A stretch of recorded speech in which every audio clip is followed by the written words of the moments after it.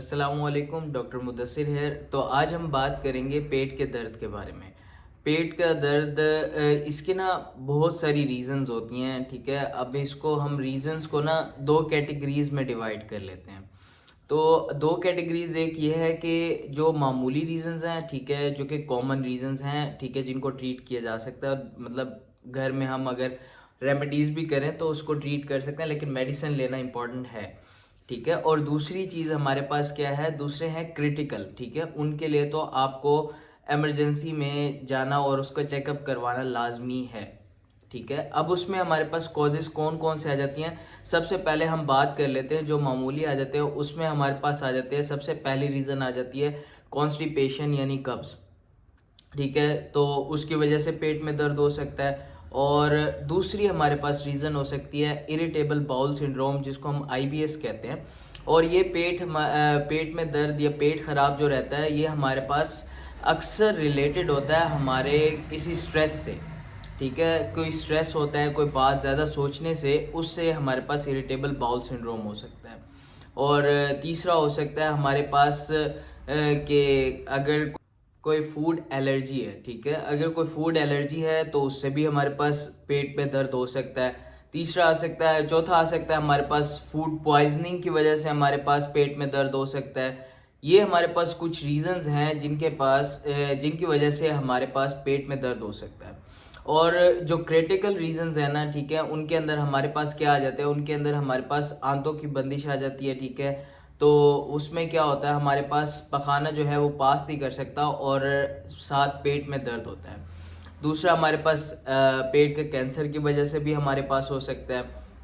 तीसरा हमारे पास कोई गैस्ट्रोएसोफेजियल रिफ्लेक्स डिसऑर्डर जो होता है, गर्ड जिसको हम कहते हैं, उसकी वजह से भी हो सकता है। उसमें क्या होता है कि हमारा एसिड रिफ्लेक्स बैक जा रहा होता है हमारे पाइप की तरफ, ठीक है, जो कि हमारे फूड को लेके जा रहा होता है। वो हमारे स्टमक में से जो एसिड होता है वो हमारे पास बैक रिफ्लेक्स हो रहा होता है, ठीक है। उस पाइप के अंदर जहाँ से खुराक ने हमारे पास अंदर जाना होता है, उसके अंदर जा रहा होता है एसिड। तो इस वजह से वो बर्निंग या तेजाबियत जो हमें फील होती है यहाँ छाती के अंदर, वो भी हमारे पास होता है, ठीक है, एक रीज़न।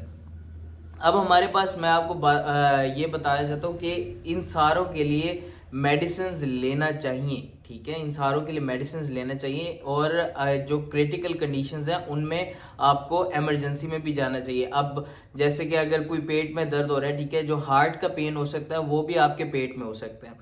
हार्ट का पेन होता है वो आपको पेट में हो सकता है, और साथ रेफर्ड पेन अगर आपके पास हो रहा है कंधों में, ठीक है, या बाजू के अंदर आपके पास जा रहा है वो पेन, तो वो भी आपके लिए क्रिटिकल है, ठीक है। उसको भी आपको इमरजेंसी में डील करना चाहिए, वहीं इमरजेंसी जाना चाहिए उसके ट्रीटमेंट के लिए। तो हाँ, ये बताने का मकसद ये है कि हार्ट का जो पेन होता है ना, वो सिर्फ ये नहीं कि जो एक जनरल फीलिंग है ना कि हमारे पास के चेस्ट में ही रहता है, वो आपके एपिगैस्ट्रिक रीजन यानी कि पेट के रीजन में भी आपका हार्ट का पेन हो सकता है, ठीक है। ये हमारे पास कुछ थी कॉजेज जिनकी वजह से हमारे पास क्या है, पेट का दर्द हो सकता है। अब मैं आपको बताऊंगा कि जिन चीज़ों का ट्रीटमेंट हम घर में कर सकते हैं, ठीक है। अब इसमें एक और रीज़न थी लैक्टोज इंटॉलरेंस। कुछ लोग होते हैं जो जिनको लैक्टोज जो है वो डाइजेस्ट नहीं हो पाता प्रॉपर, जो दूध वगैरह पीते हैं तो उनके पेट में ब्लॉटिंग हो जाती है, यानी कि गैस सी भर जाती है, ठीक है। और ये चीज़ें जो होती हैं उनके पेट में दर्द कर रही होती हैं, तो वो डेयरी प्रोडक्ट्स वगैरह से उनको वो लैक्टोज इंटॉलरेंस रहती है। तो उसके लिए वो डेयरी प्रोडक्ट्स उन्हें अवॉइड करने पड़ेंगे, ठीक है। और अगर जो हमारे पास पीछे एसिड रिफ्लेक्स हो रहा है, ठीक है, तो उनके अंदर रूटीन चेंजेस लाने पड़ेगी, डाइटरी चेंजेस आपको लानी पड़ेंगी, ठीक है, उस चीज़ के लिए। और अगर आपके पास डिहाइड्रेशन की वजह से है तो आपको पानी ज़्यादा पीना चाहिए, जैसे कि आपकी कॉन्स्टिपेशन है, ठीक है, उसके अंदर आपको पानी ज़्यादा पीना चाहिए, ठीक है। और पानी के सिप छोटे छोटे करके पीने चाहिए। ये चीज़ें थी जो आप ट्रीटमेंट के लिए जो आम तौर पे आप यूज़ कर सकते हैं। अब मेडिसिन्स में किन की तरफ जाना है, जब आपको अगर आराम ना आ रहा हो, 2 से 3 दिन हो गए हों और आपको आराम ना आ रहा हो, ठीक है, उस सूरत हाल में आपने लाजमी अपने डॉक्टर से चेकअप करवा के उसका प्रॉपर डायग्नोसिस बनवाना है।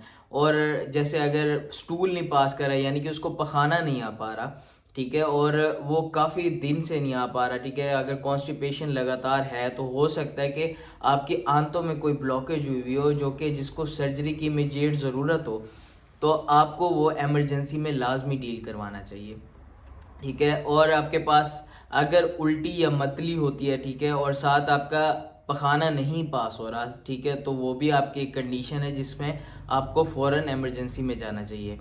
और चौथी चीज़ ये आपको बताया था, जो मैंने हार्ट का पेन होता है ना, वो भी आपके पेट के अंदर हो सकता है। और हार्ट का पेन जो पेट के अंदर होता है, ठीक है, उसका आपका उसके लिए भी आपको लाजमी जाना चाहिए। उसमें ये होता है कि कभी कभार ये भी होता है कि रेफर्ड पेन आता है आपके शोल्डर में, कंधों पे या गर्दन की तरफ भी वो पेन आ रहा होता है। अगर ना भी आए, ठीक है, बाकी कंडीशंस आपको नहीं है, तब भी आपको एमरजेंसी में जाना चाहिए और प्रॉपर डायग्नोसिस बनवा के, ठीक है, उसकी अद्वियात लेनी चाहिए।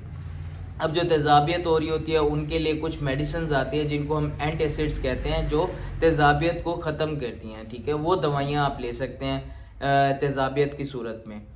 ये वीडियो थी पेट के दर्द की कुछ वजूहात के बारे में और कुछ इलाज के बारे में, ठीक है, जो आप मेडिसिन घर में ले सकते हैं और जिसके लिए आपको फ़ौरन एमरजेंसी जाना चाहिए।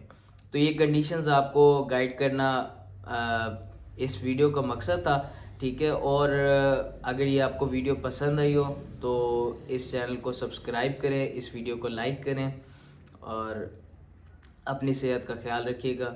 Thank you. अल्लाह हाफ़िज़।